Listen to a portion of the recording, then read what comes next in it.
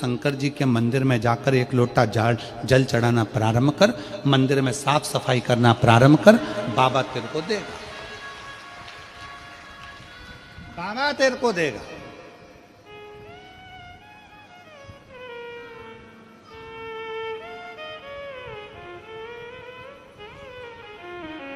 जाओ घर के लोगों से कहो कि मंदिर जाएं।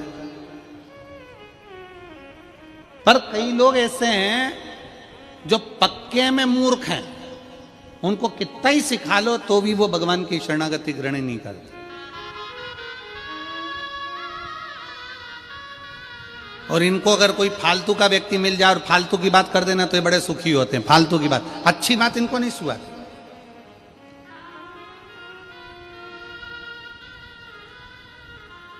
और कई लोग ऐसे हैं जो अपने विचार से नहीं चलते, दूसरे के विचार से चलते।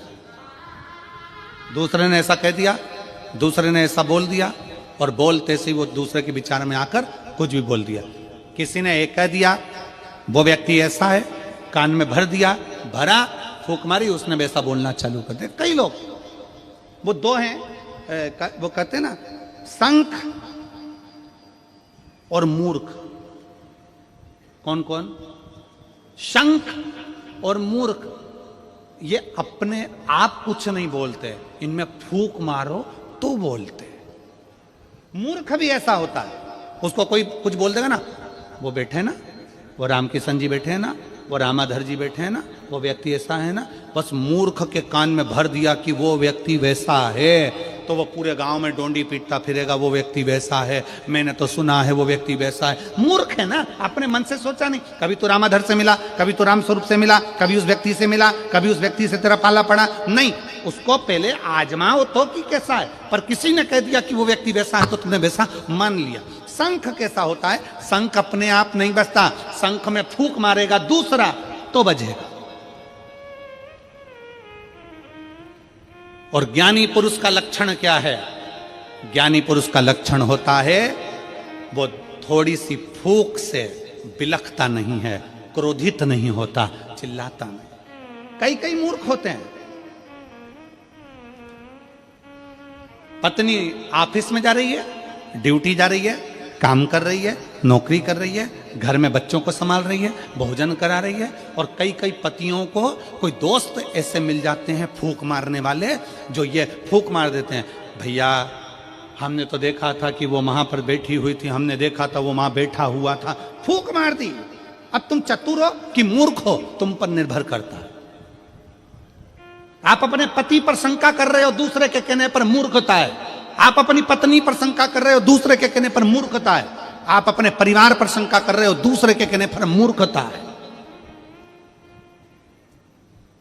चतुरता उसको कहते हैं जो बोलने वाले से भी कह दे तू चुप रहे, मैं मेरी पत्नी को, मेरे अपने पति को, मैं अपने परिवार को अच्छे से जानता हूं, मुझे मालूम है कि मेरा परिवार क्या है, तू चुप रहे। इसको चतुरता कहते हैं। किसी ने फूंक मारी और तुम बजना चालू हो गए, किसी ने कुछ बोला और तुमने बुराइयां देखना प्रारंभ कर दी, ना ना ना, इसको श्रेष्ठता नहीं कहे।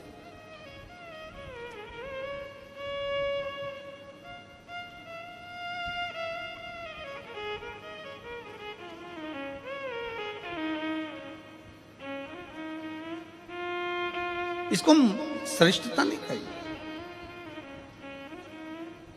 पहले के जमाने में आज के जमाने में बहुत अंतर है। पहले के लोग कहते थे मैं तुम्हारे लिए जान दे दूं, जान बोलो तो सही। आज का जमाना ऐसा है कि अगर वक्त पड़े तो मैं तुम्हारी जान ले लूं, दूं तो नहीं।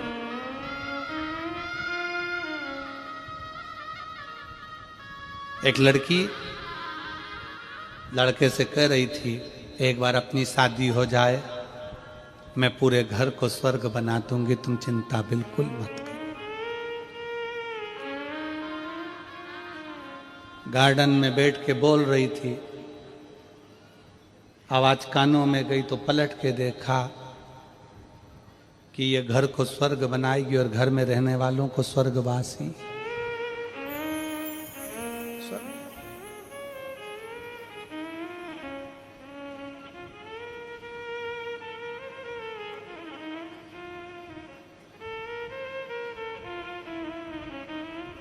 तुम्हारे घर में एक आध बड़ा फंक्शन हो ना, 25-50 मेहमान आए हो, बहुत सारे रिश्तेदार आए हो, और तुम्हारे कोई जिससे बहुत अच्छी पटती हो और वो तुमसे कह दे मैं तो तेरे लिए कुछ भी कर सकता हूं, मैं तेरे लिए कुछ भी कर सकती हूं, तुम बोलो तो बस एक बार, मैं तुम्हारे लिए सब कुछ कर सकती हूं, सब कुछ कर सकती हूं। जो तुमसे बोले ना मैं सब कुछ कर सकती हूं, उसको फोन लगा के बोल दो बर्तन पड़े हैं मांज देगी,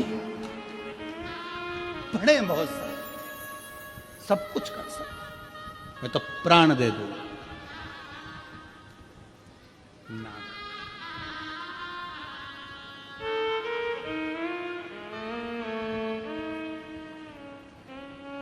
और मेरे गिरधर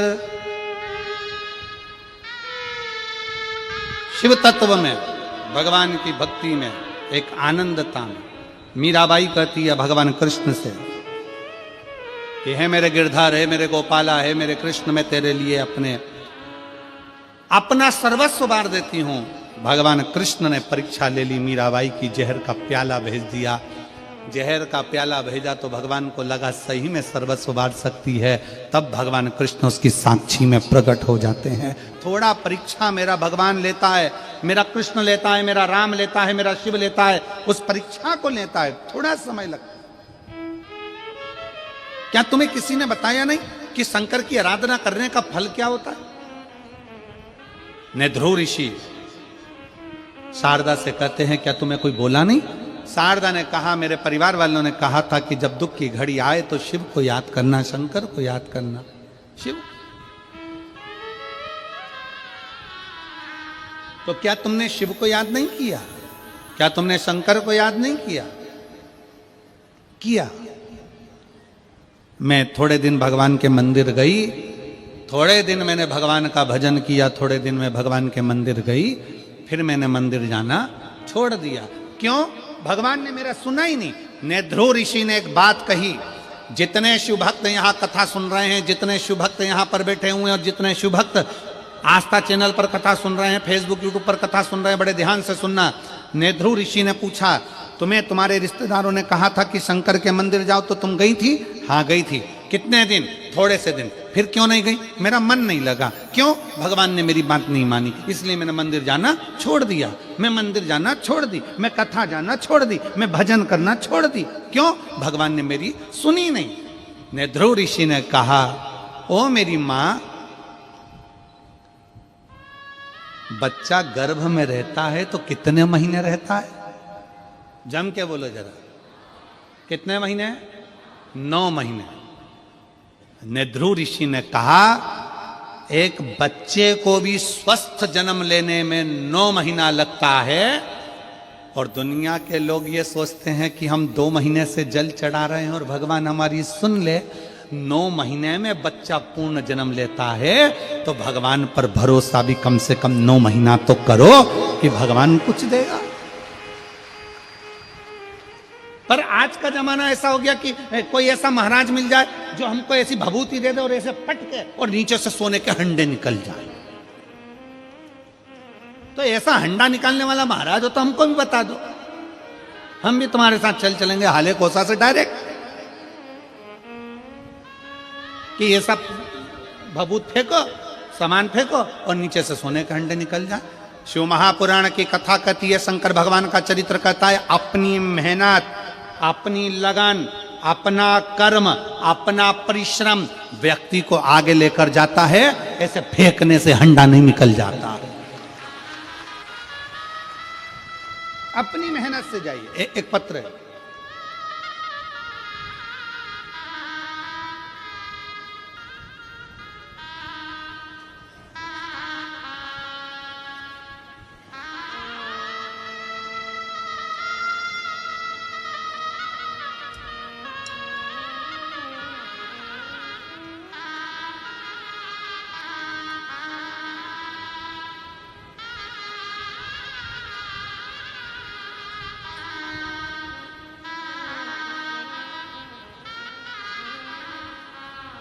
मेरा नाम युगेश्वरी साहू है, मेरे पति का नाम कैलाश साहू है। मैं ग्राम मारगांव, डोंगर गांव, जिला राजनांदगांव, छत्तीसगढ़ की रहने वासी हूँ। कहीं बैठी हो तो हाथ हिला सकती हैं। आ जाइए, एक बेलपत्र ले जाना, आ जाइए। मेरी शादी 2003 में हुई, तब मैं अपने गांव शिव मंदिर जाती थी। मंदिर सुना पड़ा रहता था गुरुदेव। आज मैं आपको धन्यवाद देती हूं कि सारे सुने मंदिरों में आज भीड़ लगी है। ये शिव की कृपा है, शंकर की उदारता। गुरुदेव 2018 में मेरे शरीर में गांठ हो गई। तब मैंने सुना था कि पंडाल में बैठकर कथा का रसतत्व ग्रहण किया जाए तो बाबा सब हल निकालता। हमने पहली कथा हाले कोसा की पुराण कथा पंडाल में सुनी और 2018 से जो गठान थी वो गल नहीं रही थी। डॉक्टर ऑपरेशन का बोल रहे थे। बाबा की कृपा से शिव पर जल चढ़ाकर जल पीना प्रारंभ करा। आज मैं बाबा को धन्यवाद देने के लिए इस हाले कोसा की भूमि पर आई हूँ, क्योंकि इसी भूमि पर मैं पहली बार कथा सुनकर गई थी। बाबा की कृपा से मेरी गठान पूरी गल चुकी है। मैं बाबा को यहाँ धन्यवाद देने के लिए आई। शिव तत्व है। एक पत्र और है,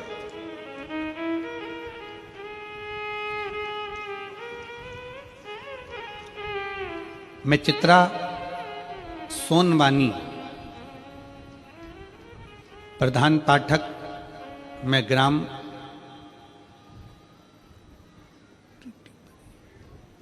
जरा पढ़ के सुनाओ रे। और ईड बरी उरईडी बरी उरईड बरी। अरे तुम समझ गए ना, जाना बहुत। पोस्ट नावा गांव, डोंगरगढ़, जिला राजनांदगांव, छत्तीसगढ़ की निवासी हूँ। कहीं बैठी हैं आप? ही हैं। श्री शिवाय नमः। आ जाओ, एक बेलपत्र ले जाना, आ जाओ। गुरुजी